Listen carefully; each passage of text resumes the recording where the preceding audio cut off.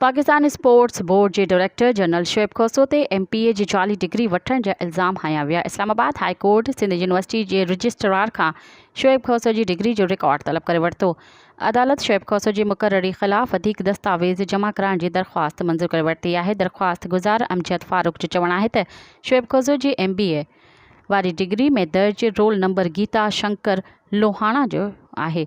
जाली degree case में DG sports के हटाइण जी इस्तदा कई वई। ॿुधणी हलाईंदड़ जस्टिस बाबर सता चयो त असां सिंध यूनिवर्सिटी खां रिकॉर्ड घुराए था वठूं। ॿुधणी 3 अप्रैल ताईं मुलतवी।